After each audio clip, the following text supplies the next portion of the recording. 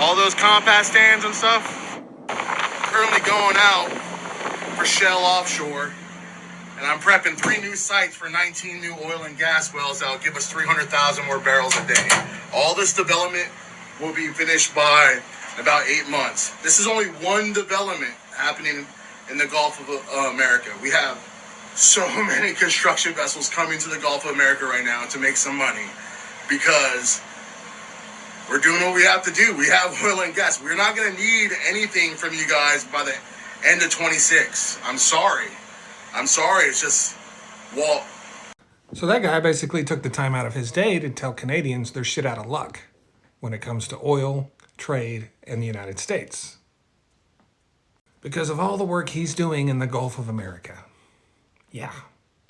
Except he's not.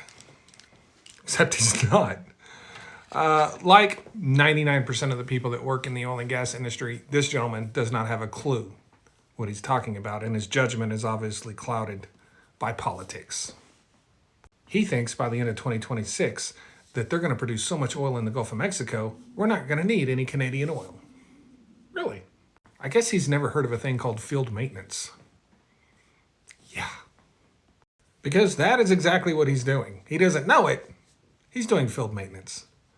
So, starting in 2025, it already started in 2024, the Gulf of Mexico as a whole expected to decline significantly in production. This happens often. This is not a new thing. Happens all the time. Fields decline.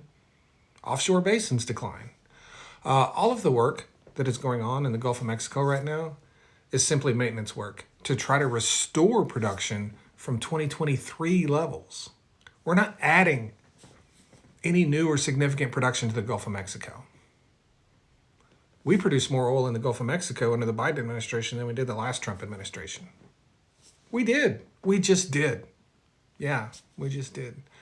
But, all of this maintenance work that is going on, 1.9 million barrels a day of production out of the Gulf of Mexico in 2023, 1.8 in 2024, 2025, it's going to be 1.9. 2026, going to be 1.9. That doesn't replace the over 4 million barrels a day Canada sends us, sir. It does not. Straight from the EIA, we expect 12 new fields to start production in the Gulf of Mexico during 24 and 25, without which we would expect the Gulf of Mexico production to decline. 7 of these fields will be developed using subsea tiebacks or underwater extensions from existing floating production units, otherwise known as FPUs. We expect 4 new FPUs, which produce crude oil and natural gas from 5 more fields. We expect that the fields that have already started in 2024 will contribute 22,000 barrels a day of crude oil in production and 231,000 barrels a day on average in 2025. Understand something. Those production increases only exist to offset the already declining production. So there won't be any significant production increase.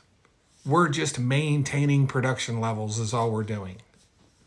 Nothing that's going on in the Gulf of Mexico has fuck all to do with Canada or our reliance on Canadian oil. No, my friend. That's not a thing. That's not a thing. In this video, he also talks about the great rates, right? It's cheaper to do all this work in the Gulf of Mexico now. Yeah, we have been predicting that for a couple of years. That's why all of these projects have been planned. We often do these projects during a softening market because it's cheaper to do them, right? Why spend $100 million to do something when you can spend $70 million to do the same thing, right? Exactly.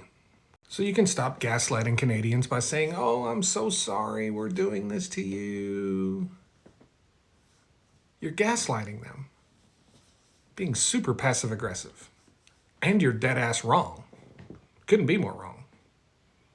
Nothing is happening in the Gulf of Mexico that's going to change anything with Canada.